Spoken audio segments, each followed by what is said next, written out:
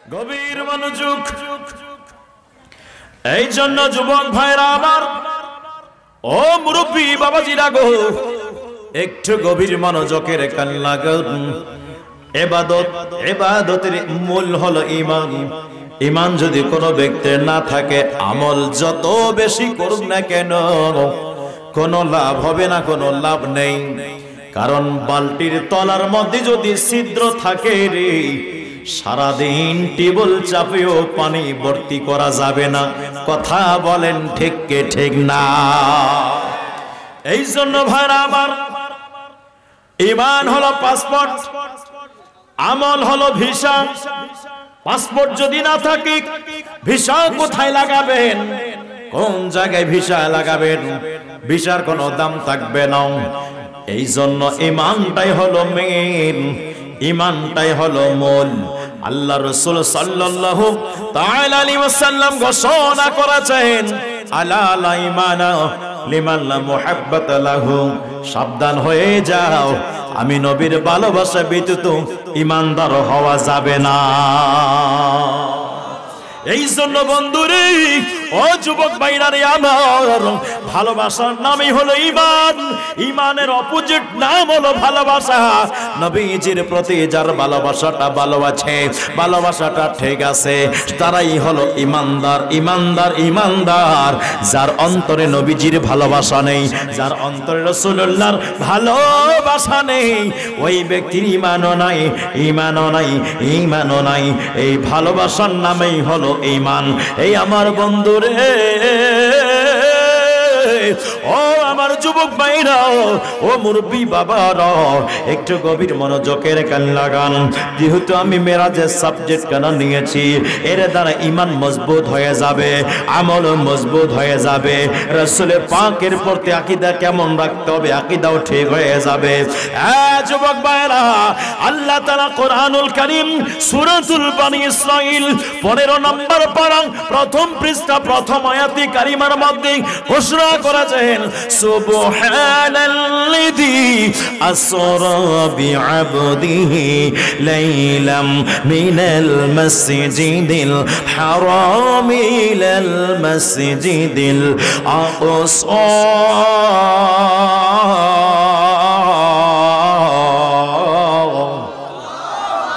আল্লাহ ডাক দিয়া বলেন, সুবহান, পবিত্রতা তারই, আল্লাযী, তিনি যিনি, বিআবদিহি, আপন বান্দাকে, লাইলাম মিনাল মাসজিদিল হারাম ইলাল মাসজিদিল আকসা। আল্লাহ ডাক দিয়া বলে, আপন বান্দাকে রাতারাতি আমি আল্লাহ নিয়ে গেলাম মসজিদে হারাম থেকে মসজিদুল আকসা পর্যন্ত। যুবক ভাইরা, একটু গভীর মনোযোগের কান লাগান। আমার আল্লাহ পাক মহান রব্বুল আলামিন রাত্রি কালন আমার নবীরে মেরাজে নিয়ে গেছেন। জোরে জোরে কি বলা যাবে না সুবহানাল্লাহ? বিআবদিহি, আপন বান্দাকে। এখানে বি রাসূলিহি বলেন নাই, বি নবীহি বলেন নাই, এখানে বিআবদিহি বলেছেন। যুবক, ও মুরব্বী বাবারা, একটু গভীর মনোযোগের কান লাগান।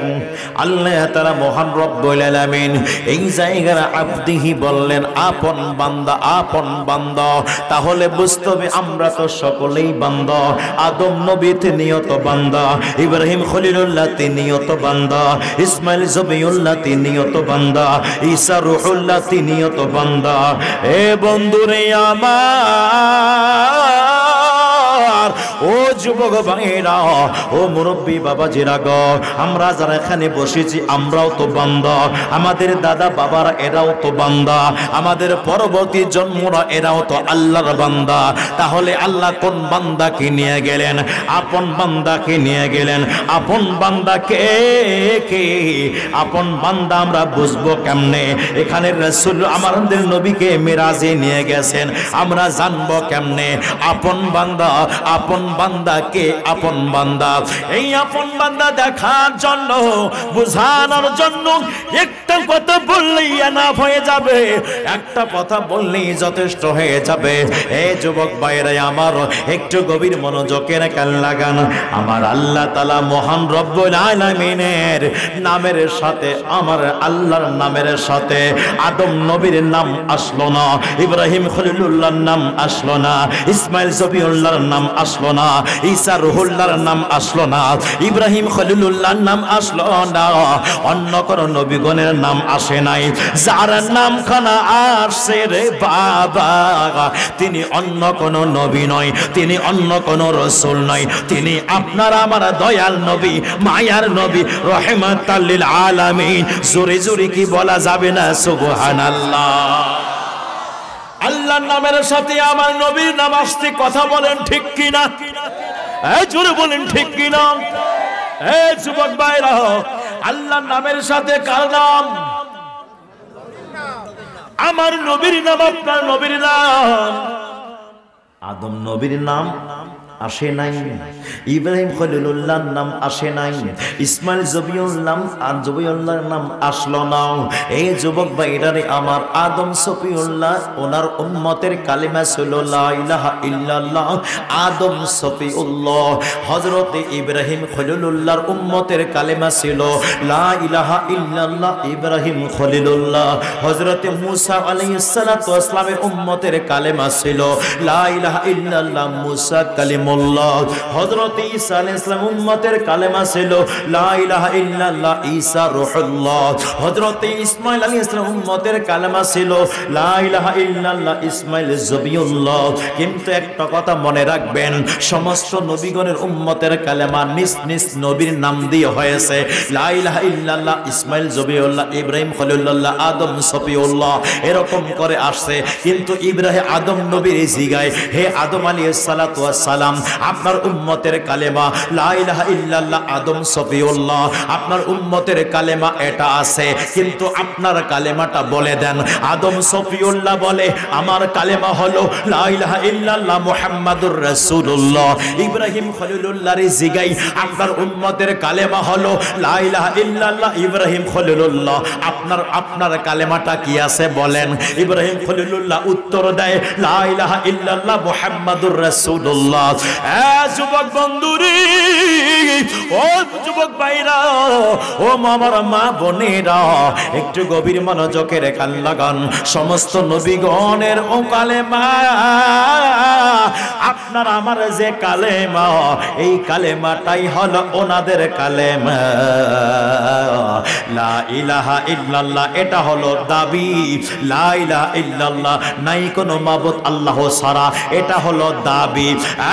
যুবক ভাইরা রে, ও মুরব্বি বাবাজিরা গো, এই জমিনের মালিক যে, এই জমিনের মালিক থাকার সত্ত্বেও আরেকজন মালিক যদি দাঁড় হয়ে যায়, আরেকজন মালিক যদি খাড়া হয়ে যায় আর বলে এই জমিটা আমার, কিন্তু অরিজিনাল মালিক তার কাছে দলিল তালাশ করবে। কথা বলেন ঠিক কিনা? তালাশ করবে কিনা? দলিল তালাশ করবি নি? একজন মালিক আছে, অপর আরেকজন মালিক হঠাৎ করে দাঁড়ায় বলল, আমি এই জমির মালিক। যে মেন মালিক সে কি বলবে, দেখি দলিল দেখাও, তোমার নামে জমি আছে কিনা দেখি, দলিলটা নিয়ে আসো। তাহলে ওই যে জমি দাবিদারক, যে জমিটা দাবি করলো আমার, এটা তার দাবি। দাবিটা কোন সময়ে অটুট থাকবে? যদি তার দলিল ঠিক থাকে। একটু নোট করবেন, দাবি ওই সময় টেকসই হবে যদি তার দলিল ঠিক থাকে। তাহলে দলিল, আপনার দাবি টিকে কার উপরে? কথা বুঝে না? দাবি টেকসই হয় কার উপরে? দাবি একদম রাইট আছে, এটা কার উপরে বোঝা যাবে? দলিলের উপরে। আদম সফিউল্লাহর উম্মতগণকে বলি লা ইলাহা ইল্লাল্লাহ, নাই কোনো মাবুদ আল্লাহ ছাড়া, এটা আপনাদের দাবি, দলিল দেন। তখন তারা বলে আদম সফিউল্লাহ, এটা আমরা বলি নাই, আদম সফিউল্লাহ শেখাইছে। লা ইলাহা ইল্লাল্লাহ আদম সফিউল্লাহর উম্মতের দাবি, আর দলিল দিলেন আদম সফিউল্লাহ, আমাদের কথা না, আদম সফিউল্লাহ বলছে, তাই বলে আমরা ঈমান আনলাম, বিশ্বাস করি, এই জন্য ওনার নামটা আমরা এখানে লাগাই দিয়েছি। আল্লাহ ছাড়া কোনো মাবুদ নাই, এটা আমাদের দাবি, এটা আমাদের ঈমান, এটা আমাদের বিশ্বাস। দলিল কি? আদম সফিউল্লাহ। নোট করবেন কথাগুলো। আদম সফিউল্লাহ ইব্রাহিম খলিলুল্লাহর উম্মত কি জিজ্ঞাসা করলাম, আল্লাহ এক, আল্লাহ অদ্বিতীয়, আল্লাহ ছাড়া কোনো মাবুদ নয়, এটা আপনাদের দাবি, দলিল দেন। বলে ইব্রাহিম খলিলুল্লাহ, আমরা বলি নাই, ইব্রাহিম খলিলুল্লাহ বলছে। ইসমাইল জবিউল্লাহর উম্মতরে জিগাইলাম, আপনারা দলিল দেন, আল্লাহ এক দাবি করছেন, দলিল দেন। বলে ইসমাইল জবিউল্লাহ বলছে। নিজ নিজ উম্মতরা নিজ নিজ নবীর কথা বলতেছেন, কিন্তু আমরা আদম সফিউল্লাহরে জিগাই, আপনি তো আপনার উম্মতগণকে শিক্ষা দিয়েছেন আল্লাহ ছাড়া কোনো মাবুদ নাই, আল্লাহ ছাড়া কোনো ইলাহা নেই, আল্লাহ কি কি আপনি দেখেছেন? বলেন না। বলে দাবি করেন। বলে দাবি করব। কেন দাবি করবেন? দলিল কি? বলে মুহাম্মাদুর রাসূলুল্লাহ। গভীর মনোযোগ এ যুবক ভাইরা রে, ও আমার মুরব্বী বাবাজিরা গো, একটু গভীর মনোযোগের কান লাগান। আল্লাহ তাআলা সমস্ত নবীগণকে, আল্লাহ তাআলা মহান রব্বুল আলামিন একটা সকলের ইমাম, কিন্তু দলিল দিয়ে দেন আমি আদম সফিউল্লাহ বলে, এটা আমার কথা নয়। কার কথা? বলে মুহাম্মদুর রাসূলুল্লাহর কথা। ইব্রাহিম খলিলুল্লাহরে জিগাইলাম, আল্লাহ এক, আপনি দেখছেন নি? বলে দেখি নাই। বিশ্বাস করেন? হ্যাঁ বিশ্বাস করলাম। দলিল দিয়ে দেন, দলিল দিয়ে দেন। বলে মুহাম্মদুর রাসূলুল্লাহ। সমস্ত নবীগণ বলে মুহাম্মদুর রাসূলুল্লাহ। আদম সফিউল্লাহরে জিগাইলাম, দলিল কি? মুহাম্মদুর রাসূলুল্লাহ। ইব্রাহিম খলিলুল্লাহরে জিগাইলাম, দলিল কি? বলে মুহাম্মদুর রাসূলুল্লাহ। হযরতে মুসা কালিমুল্লাহরে জিগাইলাম, দলিল কি? বলে মুহাম্মদুর রাসূলুল্লাহ। ইসমাইল জবিউল্লাহরে জিগাইলাম, দলিল কি? বলে মুহাম্মদুর রাসূলুল্লাহ। ঈসা রূহুল্লাহরে জিগাইলাম, দলিল কি? বলে মুহাম্মদুর রাসূলুল্লাহ। সমস্ত নবীগণ আপনার আমার নবীকে সাক্ষী বানাইলেন, দলিল বানাইলেন। আমার নবীর জিগাই, নবী গো, ও মায়ার নবীজি, আপনার কালেমাটা কি বলে দেন।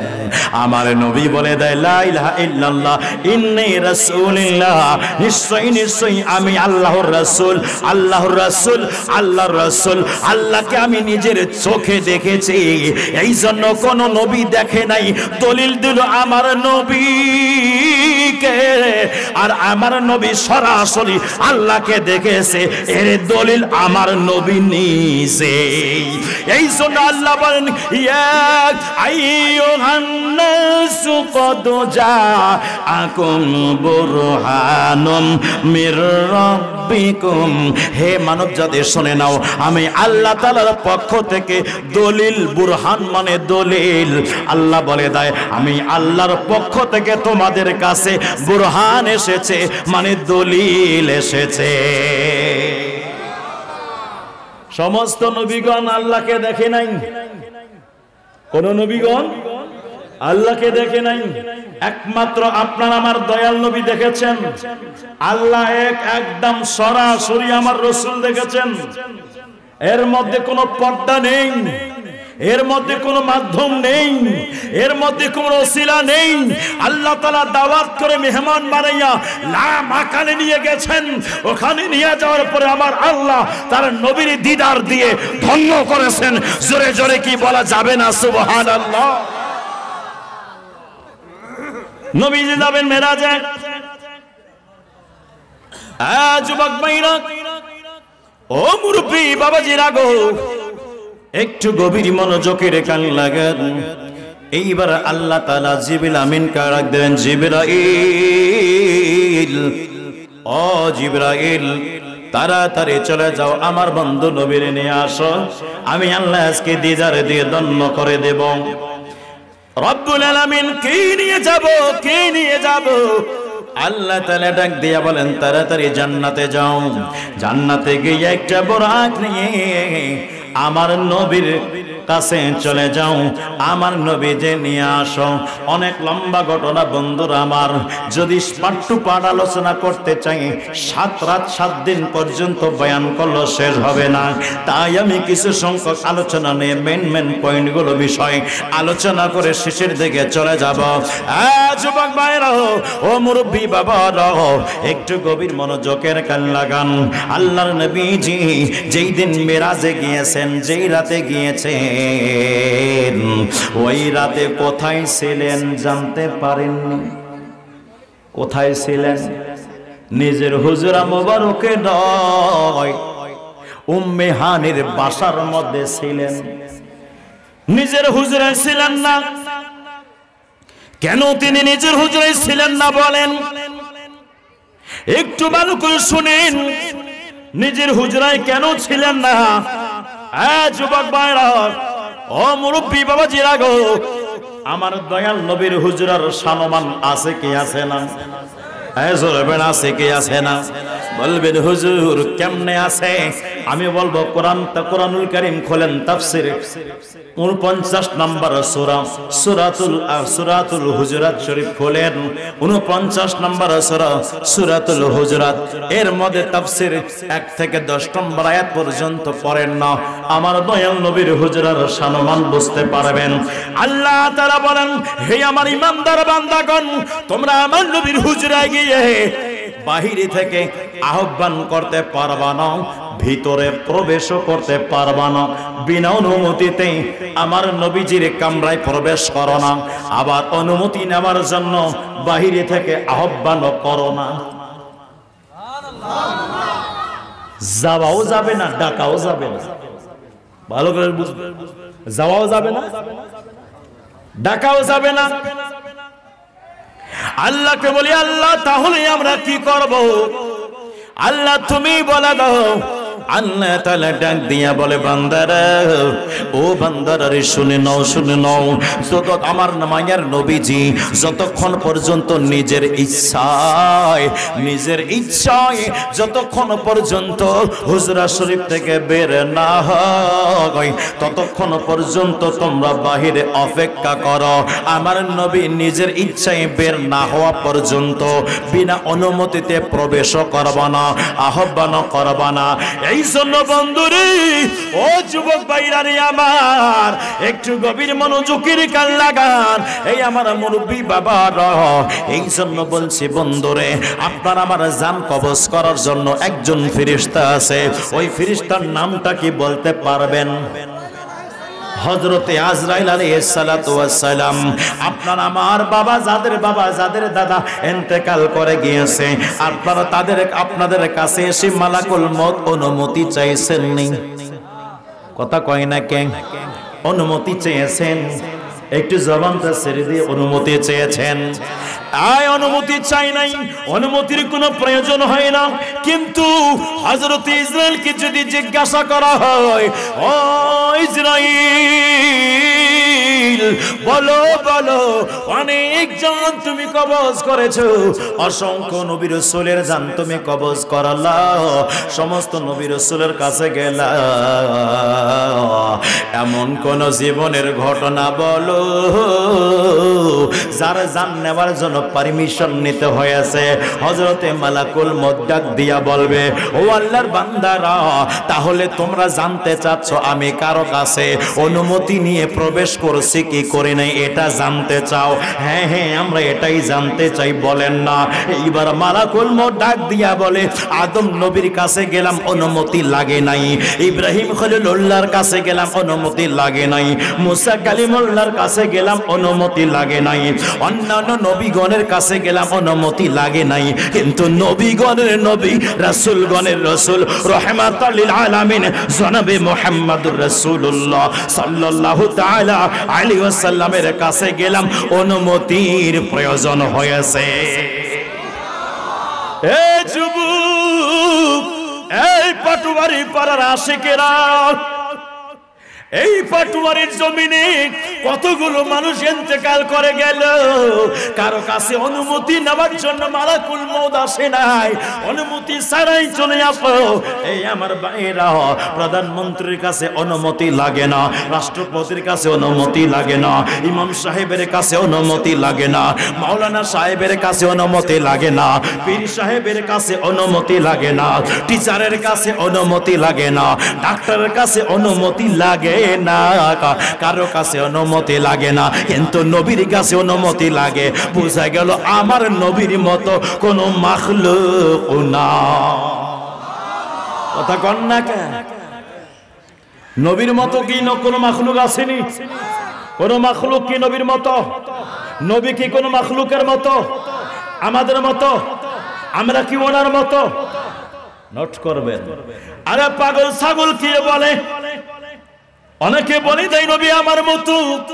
আমি তারই বলতে চাই, এই নবী যদি তোমার মতো হয়, নবীর নাম তো আজানে আছে, তোমার নামটা নাই কেন? কথা কয় না কেন? নবীর নাম তো কালেমায়, তোমার নামটা কেন কালেমার মধ্যে নাই? নবীকে সালাম দেওয়া হয় নামাজে, তোমারে সালাম দিলে নামাজ নষ্ট হয়ে যাবে। কথা কয় না কেন? আরে নামাজে আল্লাহর সালাম নাই না, আল্লাহ পাকে ওয়াজিব হলো সালাম দেওয়া নবীজিকে। নামাজে আল্লাহর সালাম নাই না, আল্লাহ পাকে ওয়াজিব হলো সালাম দেওয়া নবীজিকে। ওই নবীকে ভালোবাসলে থাকবি সুখে, ওই নবীকে ভালোবাসলে থাকবি সুখে। ওরে বাবা সাদ মিঠে না রোজা দেখে, রোজা দেখে, রোজা দেখে, বলেন সাদ মিঠে না রোজা দেখে, রোজা দেখে, রোজা দেখে। কি উপমা দিব আমি আমার মুখে, কি উপমা দিব আমি আমার মুখে, বলেন সাদ মিঠে না রোজা দেখে, রোজা দেখে, রোজা দেখে, বলেন সাদ মিঠে না রোজা দেখে, রোজা দেখে। ওলি আল্লাহর মাহফিলে একটু আশেকরা থাকে, ওয়াজ করে বক্তারা শান্তি পায়। কথা কয় না কে? তো চুপ করে থাকেন কে? চুপ বললে তো আমারও ভালো লাগে, আপনারও ভালো লাগে। হ্যাঁ, ওয়াজ সুন্দর চলছে। হ্যাঁ, এই তো কথা ভালো করে বুঝবেন। আমার কথার যুক্তি এবং পয়েন্ট এবং দলিল, কোন বাবার ক্ষমতা নেই কাটবে।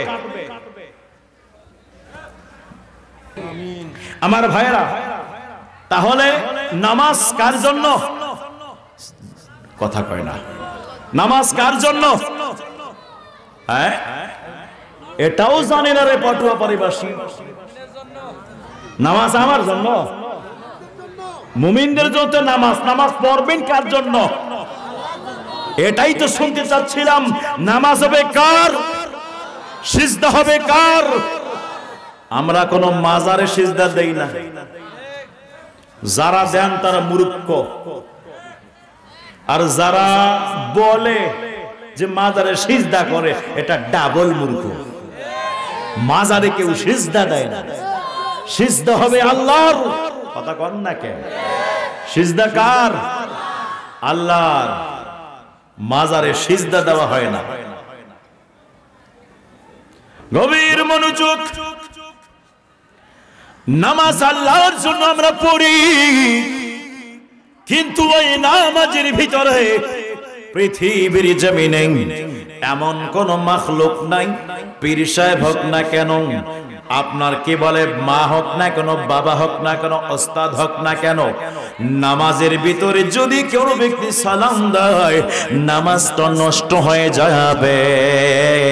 আর আমার দয়াল নবীর সালাম না দিলে নামাজটা নষ্ট হয়ে যাবে। প্রমাণ হয়ে গেল পৃথিবীর কোন মাখলুক আমার নবীর মতো না, আমার নবী কোন মাখলুকের মতো না।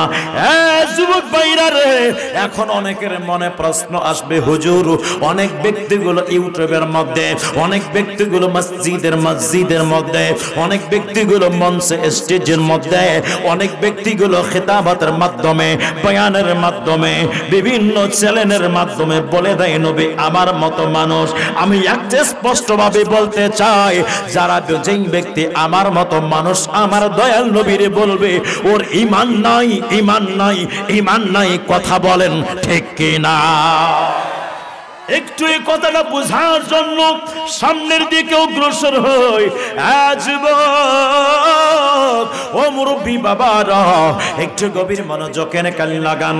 আল্লাহ তাআলা মহান রব্বুল আলামিনের কোরআন থেকে একটা তারা দলিল দিয়ে দেয়, কুল ইন্নামা আনা বাশারুম মিসলুকুম।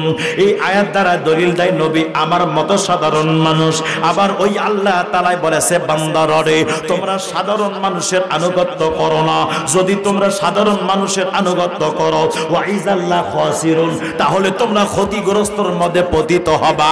আবার ওই আল্লাহ বলে, কুল ইন কুনতুম তুহিব্বুনাল্লাহ ফাত্তাবিউনি ইউহিব্বুকুমুল্লাহ। আল্লাহ বলে দেয়, বান্দারে যদি আমারে পেতে চাও আমার রাসূল পাকের ইত্তেবা করো, আমার নবীর অনুসরণ করো, আমার নবীর অনুকরণ করো। তাহলে কোরআনুল কারীমের মধ্যে তিন প্রকার আয়াতে আসলো। এক নম্বরে কুল ইন্নামা আনা বাশারুম মিসলুকুম। আমার আল্লাহ বলে, হাবিব আপনার উম্মতগণকে বলে দিন, আপনার উম্মতগণকে বলে দিন আপনি একজন সাধারণ মানুষ।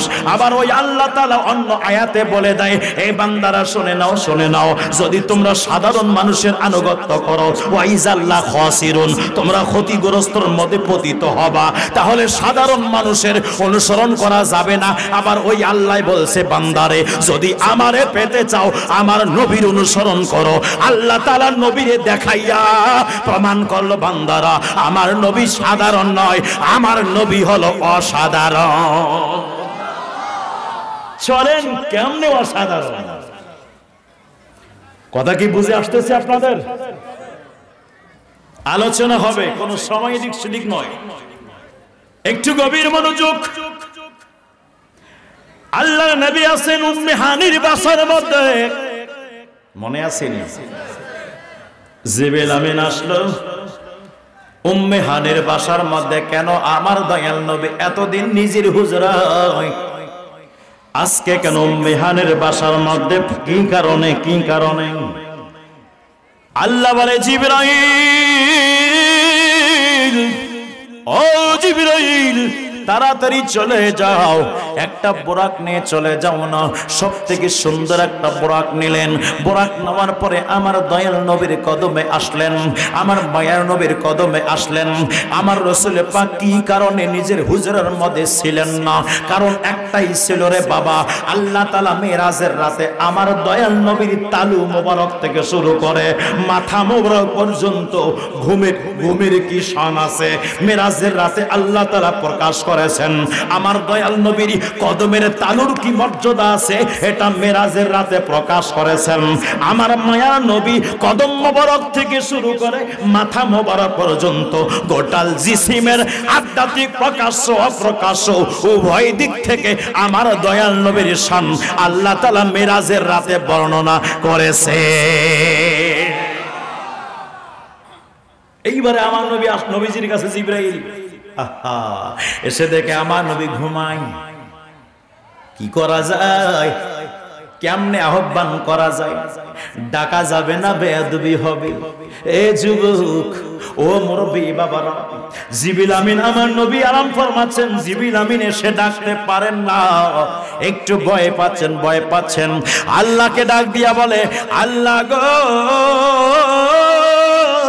ও আমার মাওলা, তুমি বলে দাও কেমনে তোমার নবীরে জাগ্রত করব, কেমনে তোমার নবীরে আমি জাগ্রত করব। আল্লাহ বলে দেয়, জিবরাইল, ও জিবরাইল, টেনশন করো না, তোমার সর্বোত্তম অংশ দ্বারা আমার নবীর কদম মোবারক, আমার নবীর কাছে কমোত্তম জায়গা যেটা, ওখানে তুমি ঘর্ষণ করো। ওই স্থান দ্বারা ওই স্থানের মধ্যে সরাসরি দিয়ে দাও। আর এইবার জিবরিল আমিন দেখলেন যেই জিহ্বা দ্বারা আল্লাহর জিকির করি, যেই জিহ্বা দ্বারা রাসূলের শানে দুরূদ পড়ি, এটাই হলো শ্রেষ্ঠ, এটাই হলো আমার সব সবথেকে মর্যাদাবান অংশ। এইবার জিহ্বা দ্বারা আমার নবীজির কদম মোবারক চুমু দিতে লাগলেন, ঘর্ষণ করতে লাগলেন। যুবক ভাইরা রে, ও মুরব্বী বাবাজিরা গো, একটু গভীর মনোযোগের কান লাগান। বন্ধুরে, বর্তমান সমাজে কিছু সংখ্যক ব্যক্তিগুলো বলে দেয় আমার নবীজির ওস্তাদ নাকি জিবরাইল আমিন। বন্ধুরা রে আমার, ও কিশোরগঞ্জ থানার যুবক ভাইরা, নীলফামারী জেলার আশিক রাসূল বন্ধুরা, একটু গভীর মনোযোগের কান লাগান। যেই জায়গার মধ্যে মানুষগুলো বলল, সেই ব্যক্তিগুলো আজকে বলে দেয় নবীজির ওস্তাদ নাকি জিবরাইল আমিন, আমি তাদেরকে বলতে চাই, ইতিহাসে এরকম দেখা যায় কোন টিচার কখনো কি কোন ছাত্র পায়ের মধ্যে চুমু দেয়নি? কোন দেখছেন নি? জিবরাইল আমিন আমার নবীজির কদম মোবারকে চুমু দিয়ে প্রমাণ করে দিল আমার নবীজির ওস্তাদ তিনি নন। কথা কয় না কে? আমার নবীর ওস্তাদ জিবরাইল নন, আমার নবীর ওস্তাদকে আল্লাহ সরাসরি এটা বর্ণনা করেছেন, বিসমিল্লাহির রহমানির রহিম, আর রহমানু আল্লামাল কুরআন,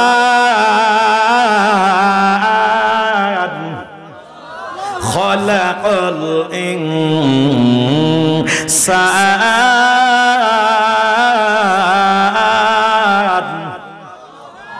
আর রহমান আল্লামাল কুরআন, পরম দয়ালু আপন মাহবুবকে কোরআন শিক্ষা দিয়েছে। জোরে বলেন না সুবহানাল্লাহ। তাহলে আমার নবীরে আল্লাহ কোরআন শিক্ষা দিয়েছেন, নবীর ওস্তাদ কে? আজ জোরে বলেন কে? জিবরাইল তখনও ছিল না যখন আমার নবী ছিলেন। তাফসীর রুহুল বয়ানের মধ্যে আসছে, জিবরাইল আমিন একদিন নিজেকে খুব বয়স্ক মনে করলেন। আল্লাহ রাসূল সাল্লাল্লাহু আলাইহি ওয়াসাল্লাম জিবরাইল মনের ভাব দেখে বুঝতে পারলেন। আল্লাহ নবী জিবরাইল ডাক দেন, জিবরাইল এদিকে আসো। আসলেন, বলো তো তোমার বয়স কত? বলো তো তোমার বয়স কত? জিবরাইল আমিন ডাক দিয়ে বলেন, ইয়া রাসূলুল্লাহ, নবী গো, ও মায়ের নবীজি, ইয়া রাসূলুল্লাহ, আমার বয়স কত জানতে চান? তাহলে শুনে নেন। আমি জিবরিল আমিনের দিকের মধ্যে যখন আল্লাহ তাআলা আত্মা দিয়ে দিয়েছেন, আমি চোখ খুলে দেখতে পাইলাম আরশে আজিমের মধ্যে একটা নূরের পর্দা দেখতে পাইলাম। ওই নূরের পর্দার মধ্যে একটা উজ্জ্বল নূর আমি দেখতে পাইলাম। ওই উজ্জ্বল নূরটা ৭২,০০০ বছর বের হওয়াটা আমি দেখে পাইলাম। ৭২,০০০ যখন বের হয়ে যায় তো ৭০,০০০ বছর ধরে থাকে, আবার ৭০,০০০ বছর পরে অস্ত হয়ে যায়, আবার ৭০,০০০ বছর ধরে অস্তমিত হয়ে থাকে, আবার ৭০,০০০ বছর পরে বের হয়। শুধু বের হওয়াটাকে, ওই নূরটাকে, বের হওয়াটাকে জিবরিল আমিন আলাইহিস সালাতু ওয়াস সালাম একবার নয়, দুইবার নয়, প্রায় ৭২,০০০ বার দেখেছে। বয়স তো খুবই কম, খুবই কম না? হালকা না? ওই নূর বের হয়ে থাকে ৭০,০০০ বছর ধরে বের হয়ে থাকে, আবার অস্ত হয়ে থাকে ৭০,০০০ বছর, আবার ৭০,০০০ বছর পর বের হয়। শুধু বের হওয়াটাকে জিবরাইল আমিন ৭২,০০০ বার দেখেছেন। আল্লাহ নবী ডাক দিয়া বলেন, জিবরাইল, ও জিবরাইল, বলো বলো ওই নূরকে তুমি এখন দেখতে পাও। জিবরিল আমিন ডাক দিয়ে বলে ইয়া রাসূলুল্লাহ ইয়া হাবিবাল্লাহ ওই নূর আমি আর দেখতে পাই না। আমার মায়ার নবী ডাক দিয়ে বলে জিবরাইল ও জিবরাইল আমার একটু পিছন দিকে যাবানি। তেনকে ইয়া রাসূলুল্লাহ একটু যাও না, যাও চলে যাও। যাবার পর আমার আস্তিনটা তোলো, আমার কাপড়টা তুলো, কাপড়টা তুলে আমার মোহরে নবুয়তের দিকে তাকাও। যেই মাত্র কাপড় তুলে নবুয়তের দিকে, মোহরে নবুয়তের দিকে তাকাইলো রে বাবা, জিবরিল আমিন খোদার কসম করে বলল ইয়া রাসূলুল্লাহ নবী গো, ও মায়ের নবীজি খোদার কসম করে বলতেছি যেই নূরটা আমি একবার নয় দুইবার নয় ৭২,০০০ বার দেখেছি, ওই নূরটা অন্য কোন নূর নয়, ওই নূরটাই এই নূর ছিল ইয়া রাসূলুল্লাহ। আমার মায়ার নবী ডাক দিয়া বলেন জিবরাইল রে ও জিবরাইল তাহলে শোনো শোনো, আমি রাসূল পাক সাল্লাল্লাহু তাআলা আলাইহি ওয়াসাল্লাম ওই সময় ছিলাম যখন তুমি ছিল না, আসমান ছিল না, পারস ছিল না, আরশ ছিল না, মানব ছিল না, দানব ছিল না, জিন ছিল না, ইনসান ছিল না, সাজার ছিল না, বাশার ছিল না, হাজার ছিল না, লৌহ ছিল না, কলম ছিল না, জমিন ছিল না, কোনো কিছুই ছিল না। ওই সময় আমার আল্লাহ পাক আমারে বানাইলেন, বানানোর পরে আমার আল্লাহ তাআলা আরশ বানাইলেন, আরশের পর্দার মধ্যে একটা দিলেন। ওই জায়গায় আমি রাসূল পাক নূরের আকারে ছিলাম। ওই নূর আমি যখন কিয়ামে দাঁড়ায় দাঁড়ায় আল্লাহর ইবাদত করতাম, আমার কিয়াম ৭০,০০০ বছর ধরে ছিল। আমার কিয়াম যখন শেষ হয়ে যাইত আমি সিজদার মধ্যে চলে যাইতাম। সিজদার মধ্যে একটা সিজদার মধ্যে আমি দয়াল নবীজি ৭০,০০০ বছর কাটাই দিয়েছি। জিবরিল শুনে নাও, আমি ৭০,০০০ বছর দাঁড়ায় থাকতাম, ৭০,০০০ বছর সিজদার মধ্যে থেকে থেকে আল্লাহর ইবাদত করেছি, আল্লাহর বান্দাগি করেছি, আল্লাহর রিয়াজত করেছি। জিবরাইল শুনে না, তুমি আমারে অর্ধেক চিনো, অর্ধেক চিনো না, জাহিরি চিনো, বাতুনি চিনো না। যেখানে জিবরিল হয়ে আমার দয়াল নবীরে চিনতে পারে নাই, ওই জায়গায় মোল্লায় বলে নবী আমার মতো, এর মতো বেয়াদব পৃথিবীর জমিনে আর কেউ নাই। দুই হাত তুলে বলেন ঠিক কি না? কষ্ট হয়, এই কষ্ট হচ্ছে আপনাদের।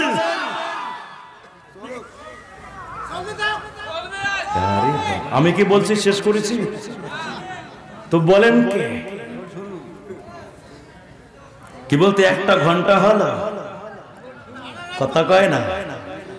মুর্শিদে নামের বাঙ্গা তরি মোর কেমনে হব পার, নিদান কালে মুর্শিদ আমার হইরে জামিনদার।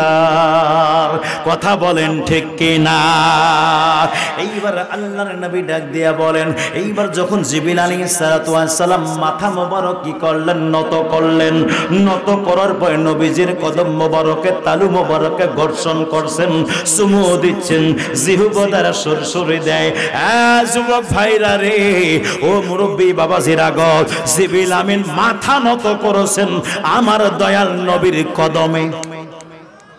কথা কয় না কে? জোরে বলেন না কে? জিবরিল আমিন কোথায়? দয়াল নবীর কদমে। জিহ্বা দ্বারা আমার নবীজির কদম মোবারক চাটতেছে। আমার নবীজি ঘুমন্ত অবস্থায়, নবীজি জাগ্রত অবস্থায় যেমন দেখতে পান, ঘুমন্ত অবস্থায় তেমনই দেখতে পান। কি কথা কয় না কে? নবীজি না, নবীজি জাগ্রত অবস্থায় যেমন দেখতে পান, ঘুমন্ত অবস্থায় তেমন দেখতে পান। নবীজি কাছেও যেমন দেখতে পান, দূরেও তেমন দেখতে পান। নবীজি দিনেও যেমন দেখতে পায়, রাতেও তেমন দেখতে পান। প্রশ্ন হলো হুজুর, জিবরিল আমিন এসে ঘুরে গেল, নবী কেন উঠলেন না? কথা কন ঠিক কিনা? আয় জোরে বলেন ঠিক কিনা? আমার দয়াল নবী কেন উঠলেন না? আল্লাহর নবী বলেন, আল্লাহ পাক বলেন, রাসূল ও আমার মায়ার নবী গো, ওই দিন মেরাজের রাত আপনারে দিতাম, আপনি নিজের হুজরার মধ্যে থাকবেন না, আপনার ঘুমের কি দাম আছে আমি আল্লাহ দেখাবো আমার বান্দাগণকে। যদি আপনি নিজের হুজরায় থাকেন তাহলে জিবরিল আমিন যে ঢুকতে পারবে না, অনুমতি লাগবে, অনুমতি নেওয়ার জন্য ঘুম আপনাকে ভাঙতে হবে। কিন্তু আপনি এমন একজনের বাসায় থাকবেন যেখানে আপনার হুজুরানা, ওই জায়গায় বিনা পারমিশনে জিবরিল আমিন চলে যাবে। যখন চলে যাবে আপনি ঘুমন্ত অবস্থায় থাকবেন, ডাকবে না, আপনার কদমে চুমু দিয়ে আপনাকে জাগ্রত করবে। আপনার কি দাম, আপনার কি মর্যাদা, আপনার কি মহত্ব, এটা আমি আল্লাহ তাআলা মেরাজের রাতে দিয়ে দেখাবো। এইবার বন্ধুরে আমার, ও যুবক ভাইরা, মুরব্বী বাবাজিরা গো, ও আমার মা বোনেরা, একটু গভীর মনোযোগের কান লাগান। ঈমানি আলোচনা, ঈমানের বয়ানগুলো শুনতে হবে। যেহেতু মেরাজ সাবজেক্ট নিয়েছে, একটু হজম করতে হবে কথাগুলো। এটা আমার বাবার শান গাইতেছি না যে আপনাদের খারাপ লাগবে, ওই নবীর শান গাইতেছি, ওই নবীর আলোচনা করতেছি, যেই নবী সারা কবরে হাসরে মিজানে পুলসেরাতে আপনিও বাঁচতে পারবেন না, আমিও বাঁচতে পারবো না। কথা বলেন ঠিক কি না? জান্নাত যদি যেতে চাও ওই নবীর শাফাতের প্রয়োজন আছে। জান্নাত যদি যেতে চাও ওই নবীজিকে চিনার কবরের প্রয়োজন আছে। কামা কেন আমার রাসূল বলেন, আমার মায়ার নবী বলে, যখন একজন উম্মতকে আমার কবরের মধ্যে রাখা হবে তাকে তিনটা প্রশ্ন করা হবে। 3 নাম্বার প্রশ্ন, মা কুনতা তাকুলু ফি হাক্কি হাযা রাসূলুল্লাহ মুহাম্মাদিন সাল্লাল্লাহু আলাইহি ওয়াসাল্লাম।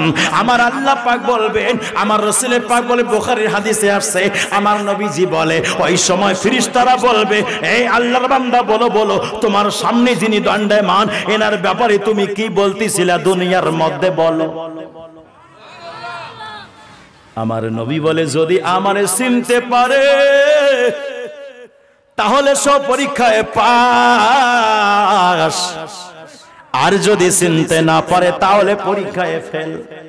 নবী বলেন, 2 প্রকার মানুষ চিনতে পারবে না। ওয়া আম্মাল মুনাফিক ওয়াল কাফের, যদি ওই ব্যক্তি মুনাফিক অথবা কাফের হয় তাহলে আমারে চিনতে পারবে না। তাহলে আমার ভাইরা, কোরআনুল কারীমের মধ্যে 3 প্রকার মানুষের কথা বলা আছে। একটা হলো সূরাতুল মুমিনুন, মুমিনের আলোচনা। 2 নাম্বার সূরাতুল মুনাফিকুন, মুনাফিকদের আলোচনা। 3 নাম্বার সূরাতুল কাফিরুন, কাফেরদের আলোচনা। আমার ভাইরা, 2 ব্যক্তিরা জাহান্নামী। 2 ব্যক্তিদের মধ্যে সবথেকে নিকৃষ্ট হলো মুনাফিক, যেটা রাসূলেরও কথা বলে, কাফেরেরও কথা বলে। নবীর কাছে এসে বলে, আমি নবীর ইয়া রাসূলুল্লাহ, আমি আপনার দলে আছি। আবার কাফেরদের কাছে যে বলেন, না আমি আপনাদের সাথে আছি।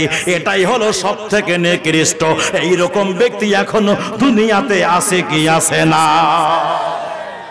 পীরের সামনে আসলে বলে, না পীর আছে, আবার ওদের সামনে গেলে না গেলে বন্ড। কথা কয় না কে? কি বললাম, ওলির সাবজেক্ট যদি নিতাম তাহলে বিস্তারিত ওলিদের ব্যাপারে করতাম। যাই হোক, ইনশাআল্লাহ যদি থাকে নসিবে, আপনে আসিবে, জোর করে মন হরণ করো না। কথা কয় না, চলবে? শেষ করে দে। হ্যাঁ, এই তো। আরে কি বলে, এখনো বোরাকে উঠি নাই, বোরাকে উঠছিনি। এখন তো জিবরিল আমিন আমার নবীর কদমে চুমু দিয়ে জাগ্রত করলেন। জাগ্রত করার পরে আমার দয়াল নবী বলে, জিবরাইল কি ব্যাপার, এত রাত্রে তুমি কে? জিবরিল আমিন ডাক দিয়ে বলে, ইয়া রাসূলুল্লাহ, আপনাকে নেওয়ার জন্য আল্লাহ তাআলা আমারে পাঠিয়েছেন। আমি একা আসি নাই তো, ৭০,০০০ ফেরেশতারা আপনাকে জুলুস করে নিয়ে যাবে, ওনারা সকলেই চলে আসছে। কি বলো জিবরিল, কই? বলে, আল্লাহর দিদারে। আল্লাহর দিদারে? বলে, তাই নাকি? আচ্ছা। এইবার জিবরিল আমিন বলে, হুজুর, আপনার মেরাজ হবে আল্লাহর দিদারে। আমারও মেরাজ আছে হুজুর। কি বলেন? বলে, হ্যাঁ আমারও মেরাজ। তো তোমার মেরাজ কোথায় শুনি? বলে, আপনার কদমে। হুজুর, আপনার উম্মতেরও মেরাজ আছে। কি বলে, আমার উম্মতেরও মেরাজ? হ্যাঁ, কোথায়? as-salatul mi'rajul mu'minin, আপনার উম্মতের মেরাজ 5 ওয়াক্ত নামাজে। কথা বুঝে আসতেছে বন্ধুরা? গভীর মনোযোগ। মায়ার নবী গো, ও আমার নূরের নবীজি, চলেন আপনার জন্য বোরাক নিয়ে আসতে, আপনি একটু উজু করে নেন। উজু করার পরে বোরাকে ওঠেন। এ যুবক ভাইরা রে আমার, বোরাক একটা বাহন, বোরাক একটা বাহন। ওই বাহনের স্পিড কত জানেননি? ওই বাহনের আপনার দ্রুত শক্তি কত জানেননি? ওই বাহনের চোখের দৃষ্টি যত দূরে যাবে তত দূরে একটা কদমে চলে যাবে। এইরকম একটু বাহন নিয়ে আসে আমার দয়াল নবীকে নেওয়ার জন্য। অনেক ব্যাককলরা বলে দেয় আমার নবী নাকি মেরাজ হয়েছে আধ্যাত্মিক ভাবে। আরে আধ্যাত্মিক ভাবে যদি হইতো বোরাকটা কেন আনছে? কথা কন না কে? বোরাক কেন আনছে? বোরাক তো লাগতো না। আধ্যাত্মিক মানে বুঝেন? একটা উদাহরণ দিয়ে বুঝাই দেই, দিবনি? হ্যাঁ, ঘুমান কি ঘুমান না? কথা কয় না। ঘুমান কি ঘুমান না? সকলে ঘুমান। একটু সাউন্ডটা কমে গেল। আপনার সকলে ঘুমান। ঘুমন্ত অবস্থায় আপনার স্বপ্ন দেখেন কি দেখেন না? দেখেন, দেখেন। কারা কারা দেখেন না হাত তুলেন। সবাই দেখেন। স্বপ্ন দেখেন, স্বপ্ন দেখছেন ভালো একটা হোটেলে গেছেন কিংবা পার্কে গেছেন, বন্ধুর সঙ্গে আড্ডা মারেন। আমি এখন বলবো বন্ধুরে, ও যুবক ভাইরা, ভিন্ন জগতে গিয়ে বন্ধুর সঙ্গে ঘুরতেছ, তুমি কোন গাড়িতে ভিন্ন জগৎ গেলা বলো? কথা কয় না কে? কোন গাড়িতে ভিন্ন জগৎ গেলা? কথা কয় না? এই ঘুমে বসে স্বপ্ন দেখেন কিনা? ভিন্ন জগৎ গেছেন মনে করেন, কেউ ভিন্ন জগৎ গেছে বেড়াইতে, তো কোন গাড়িতে গেছে? অটোতে না বাইকে না বাইসাইকেলে? কোন গাড়িতে? কয় টাকা ভাড়া দিয়েছেন? এইটাই হলো কথা, এটাই হলো আধ্যাত্মিক। কোন বাহন লাগবে না। আত্মার মধ্যে আল্লাহ ওই ক্ষমতা দিয়েছে, আত্মার মধ্যে আল্লাহ ক্ষমতা দিয়েছে, পাওয়ার দিয়েছে। আত্মার মধ্যে হাত নাই ধরার শক্তি আছে, চোখ নাই দেখার শক্তি আছে, মুখ নাই বলার শক্তি আছে, কান নাই শোনার শক্তি আছে, পা নাই চলার শক্তি আছে। কথা কয় না কে? এটা একটা দলিল দেই। আল্লাহ বলেন আত্মার জগতে, আলাস্তু বিরব্বিকুম, আমি কি তোমাদের পালনকর্তা নই? ওই সময় তো মুখ ছিল না আমাদের। আত্মার জগতে, রুহের জগতে মুখ ছিল নি হুজুর, মুখ তো ছিল না। তো ওই সময় তো আমরা সকলেই বললাম কলু বালা শাহিদিনা, সকলেই তো আমরা বললাম, তো মুখ ছিল না বললাম কেমনে? তো বুঝতে হবে আত্মার মধ্যে আল্লাহ ক্ষমতা দিয়েছে, পাওয়ার দিয়েছে, মুখ নাই বলার শক্তি আছে।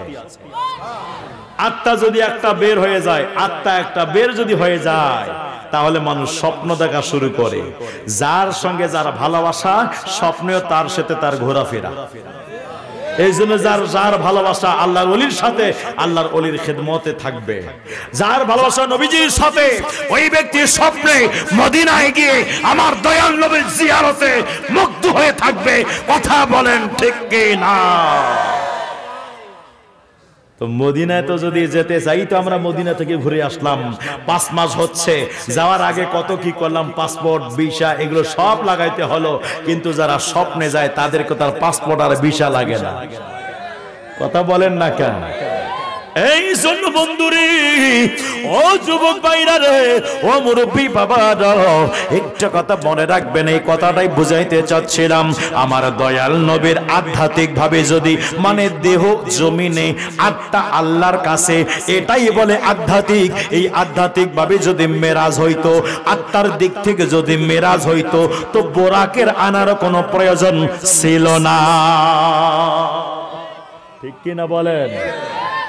আর এই জায়গা বিনাবিয়ি কিংবা বিরাসূলিহি, আল্লাহ পাক বিরাসূলিহি যদি রাসূল আনতেন শব্দটি, তাহলে অনেকে বলতো এখানে আল্লাহ নবীকে আত্মার দিক থেকে মেরাজ করাইছেন, দেহর দিক থেকে না। আরে কপাল পরে, এই জন্য আল্লাহ আনছে বিআবদিহি, আল্লাহ নিজের বান্দাকে নিয়ে গেলেন।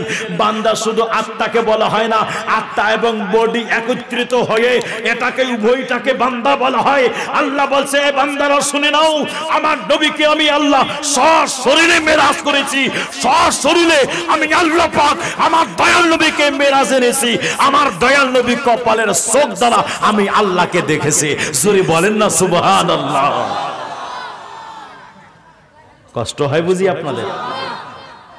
গভীর মনোযোগ।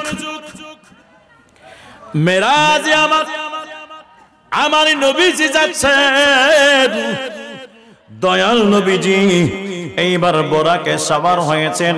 সওয়ার হয়ে যখন ভ্রমণ শুরু হয়ে গেছে, এইবার আল্লাহ তাআলা মহান রব্বুল আলামিন জিবরিল আমিনকে ডাক দিয়ে বলেন, জিবরাইল,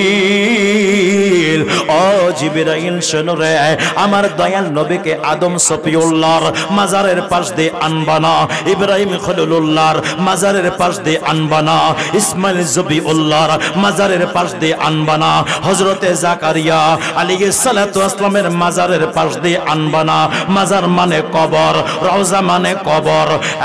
যুবক বন্ধুরা, ও মুরব্বী বাবারা, ও আমার যুবক ভাইরা, একটা কথা মনে রাখবেন, আল্লাহর নবীকে এবার নিয়ে যাচ্ছেন আমার হযরতে জিবরিল আলাইহিস সালাতু ওয়াস সালাম। কোথায় দিয়ে নিয়ে যাচ্ছেন? কোন পাশ দিয়ে নিয়ে যাচ্ছেন? আল্লাহর রাসূল মুসলিম শরীফের হাদিসের মধ্যে বলেছেন, আমার মায়ের নবী ডাক দিয়া বলে, উম্মতরা শুনে নাও, আমি রাসূল পাক যখন মেরাজে আগমন করলাম, ওই সময় অন্য কোন রাস্তা দিয়ে গেলাম না, মুসা কালিমুল্লাহর রওজার পাশ দিয়ে যাচ্ছিলাম। মুসা কালিমুল্লাহ কবরে নামাজ আদায় করে আমি নবীজি দেখতেছিলাম। মুসা কালিমুল্লাহ নামাজ ছেড়ে দিয়ে বাইতুল মুকাদ্দাসে দরুদ দিয়েছে। জোরে জোরে কি বলা যাবে না সুবহানাল্লাহ? যুবক ভাইরা রে, ও মুরব্বী বাবারা, এখন প্রশ্ন হলো, এতগুলো নবীগণের কবর আছে, রওজা আছে, এনাদের কবরের পাশ দিয়ে কেন নিয়ে গেলেন না? মুসা কালিমুল্লাহর রওজার পাশ দিয়ে কেন নিয়ে গেলেন? কথা কয় না কেন? রহস্য, সব কিছুর রহস্য আছে কিনা? কথা বলেন না কে? কি ভাই, আদম সফিউল্লাহর রওজার পাশ দিতে আমার নবীকে নিয়ে যাইতে পারতেন, মাগার নিয়ে গেলেন না কেন? কারণ আছে। এটাই বুঝবেন হাবিবুল্লাহর কি পাওয়ার আর কালিমুল্লাহর কি পাওয়ার। কালিমুল্লাহ আল্লাহকে বলে আল্লাহ দেখতে চাই, আল্লাহ বলে লান তারানি। আবার বলে আল্লাহ দেখবই না, না আল্লাহ দেখবই। বলে তাহলে সারবা না তুমি? না আল্লাহ দেখবই আমি। বলে চলে আসো তুমি। কোথায়? তুর পাহাড়ে। তুর পাহাড়ে গেলেন, জুতো খুলো, জুতো খুললেন, খোলার পরে তুর পাহাড়ে আসলেন। নূরের একটা পর্দা দিয়ে ওনাকে ঘিরে নিল। ভিতরে কোনো ফেরেশতাও ছিল না, কেউ ছিল না, একমাত্র মুসা কালিমুল্লাহ। চতুর্দিকে নূরের একটা পর্দা আল্লাহ পাক দিয়ে দিয়েছেন, ওনাকে সুপাই দিয়েছেন। সুপিয়ে দিয়ে আমার আল্লাহ নিজের জালোয়া, একটু নূরের তাজাল্লি প্রকাশ করছেন। যেই মাত্র প্রকাশ করছেন, ওই সময় মুসা কালিমুল্লাহ বেহুশ হয়ে পড়ে গেছেন, জমিনে তাশরীফ নিয়ে আসছেন। আল্লাহ বলে জিবরাইল তাড়াতাড়ি যাও। জিবরিল আসলেন, আসার পরে মুসা কালিমুল্লাহ তুললেন। কি হুজুর? বলে আল্লাহর জালওয়া দেখে পড়ে গেছে। এই জন্য তো আল্লাহ বলে দেখতে পারবেন না। আল্লাহকে তো দেখতে পারলেন না, শুধু একটু জালওয়া দেখলেন। একটু জালওয়া দেখে আপনি তাশরীফ আনলেন। আচ্ছা যাক, দাঁড়ান, দাঁড়াইলেন, তাকান, তাকাইলেন। যেদিকে তাকাই ওই দিকে গলে যায়। গাছের দিকে তাকায় গাছ জ্বলে যায়, পাহাড়ের দিকে তাকায় পাহাড় গলে যায়। আল্লাহ, আমি এখন কি করব? তোমার দিন কেমনে প্রতিষ্ঠিত করব? তোমার দাওয়াত মানুষকে কেমনে দিব? আল্লাহ বলে এখন পর্দা করো, বোরখা পরো। যেই মাত্র বোরখা পরলেন, বলে আল্লাহ বোরখা পরলাম। বলে হ্যাঁ বোরখা পরতে হবে তোমারে। বোরখা পরে আবার বিবির কাছে গেলেন। বিবি ডাক দিয়ে বলে, ও মুসা কালিমুল্লাহ, কি পরছো তুমি এটা? আরে বোরখা তো আমি পরবো, তুমি পরছো কেন? মুসা কালিমুল্লাহ বলে, আরে আমাকে দেখো না, আমার চোখ দেখলে তুমি গলে যাবা। আমি যেটাকে দেখতেছি সেটাই শেষ হয়ে যাচ্ছে। বলে কেন? বলে আমি আজকে খোদার জালোয়া দেখেছি। এইবার বিবিও আছে ওই রকম খোদা প্রেমিক, বলে আজকে আপনাকে দেখবই দেখবো। তাই নাকি? আরে তোমার চোখ অন্ধ হয়ে যাবে। বলে যাক না, একটা চোখ ঢাকে ধরতেছি, একটা চোখ দিয়ে দেখবো, একটা চোখ ভালো থাকবে, তোমার সেবা করব। বলে তাই নাকি? আচ্ছা ঠিক আছে দেখো। একটা চোখে হাত দিলেন, আর একটা চোখ দিয়ে মুসা কালিমুল্লাহরে দেখলেন। দেখার পরে এত স্বাদ পাইলেন, এত শান্তি পাইলেন, এই চোখ থেকে হাত সরাই দিলেন, দুই চোখ দিয়ে দেখতে লাগলেন, দু চোখের পাওয়ার শেষ হয়ে গেল। মুসা কালিমুল্লাহর স্ত্রী বলে, স্বামী গো, আর তো দেখতে পারি না। বলে তোমারে তো বললাম তুমি চোখ, তোমার পাওয়ার শেষ হয়ে যাবে, তুমি কেন দেখলা? বলে এত শান্তি পাইলাম আর স্থির থাকতে পারলাম না, এই চোখটাও খোদার প্রেমে কুরবানি করে দিলাম। বলে আমার সেবা কেমনে করবা? বলে ইশারা ইঙ্গিতে করব। বলে না দাঁড়াও, আল্লাহ আমাকে নবী বানিয়েছে, নবীগণের মাঝে মাঝে স্পেশাল পাওয়ার আল্লাহ দিয়েছে, স্পেশাল পাওয়ার আছে আমার। দোকানে হাত বেন, আল্লাহ আমার বিবিরে ভালো করে দাও। আর আমি যদি অবস্থায় থাকি, তোমার দিন কেমনে মানুষের কাছে নিয়ে যাব, আমারে ভালো করো। আল্লাহ তাআলা দোয়া কবুল করলেন। নোট করেন কথাটা, আমি আরেক জায়গায় এনে অ্যাড করব, মাথায় রাখেন, গভীর মনোযোগ। মুসা কালিমুল্লাহ আল্লাহ কি বলেন, আল্লাহ গো, ও রব্বুল আলামিন, তোমারে দেখতে চাই। আল্লাহ বলেন লাং তারানি, আমারে দেখতে পারবা না, আমারে দেখতে পারবা না, পারবা রে মুসা। আল্লাহ বলে তাই জিবরিল আমিন আমার নবীরে মুসা কালিমুল্লাহর রওজার পাশ দিয়ে নিয়ে আসো, মুসা কালিমুল্লাহরে বুঝাইয়া দাও তিনি হল আমার কালিম, আর আমার নবী হলো হাবিবুল্লাহ, মুসা হলো কালিমুল্লাহ। কালিমুল্লাহর শান আল্লাহ দেখতে চাই, আল্লাহ দেখা দেয় না, আল্লাহ দিদার দেয় না। আল্লাহ বলে জিবরাইল, ও জিবরাইল, ও জিবরাইল, মুসা কালিমুল্লাহরে জানাইয়া দাও, ও মুসা কালিমুল্লাহ একবার দেখেন হাবিবুল্লাহর দিকে তাকান। আল্লাহ দেখতে চায় না, আল্লাহ দাওয়াত করে মেহমান বানাইয়া জুলুস করাইয়া ৭০,০০০ ফেরেশতার মাধ্যমে আল্লাহ তাআলা নবীর দিদার দেওয়ার জন্য নিজের বাসার মধ্যে, নিজের বাড়ির মধ্যে লামাকানে নিয়ে যাইতেছেন।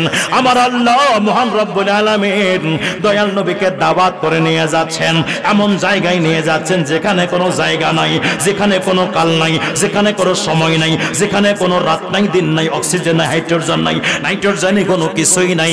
ওই জায়গার মধ্যে আমার আল্লাহ তাআলা দয়াল নবীরে নিয়ে যান দিদার দেওয়ার জন্য। ও মুসা কালিমুল্লাহ, আল্লাহ দেখতে চাও, দেখতে তুমি পারো না, আমার নবী দেখতে চায় না, আল্লাহ দাওয়াত করে নিয়ে যান, দাওয়াত করে নিয়ে যান দিদার দেওয়ার জন্য। হাবিবুল্লাহ আল্লাহ দেখতে চাই, দেখতে পারে না, আর আল্লাহ কালিমুল্লাহ আল্লাহ দেখতে চাই, দেখতে পারে না। হাবিবুল্লাহ আল্লাহ দেখতে চায় না, আমার আল্লাহ তাআলা দিদার দ্বারা ধন্য করেছেন। কথা বলেন ঠিক কি না? ওরে নবীর প্রেমী কেরায়া দিশাহারা মরণের ভয় করে না, প্রেম তো মরে না। প্রেম করেছেন মুসা নবী, তোর পাহাড়ে গেছেন চলে গো। ওরে খোদার নূরি পাহাড় জলে মুসা নবী জ্বলে না, প্রেম তো মরে না। কথা বলেন ঠিক কিনা? প্রেম করেছেন ইব্রাহিম নবী, নমরুদের আগুনে পড়ে গো। ওরে আগুন হইল ফুল বাগিচা পশম নবীর পুরে না প্রেম তো মরে না নবীর প্রেমী কেরা ওরে দিশাহারা মরণের ভয় করে না প্রেম তো একটু দুই হাত উঁচু করে বলে প্রেম তো একটু মোহাব্বতে তোলেন না আমার দয়াল নবী হাতটা দেখতেছে ওরে নবীর প্রেমী কেরা দিশে হারা মরণের ভয় করে না প্রেম তো মরে না প্রেম করেছে আয়ুব নবী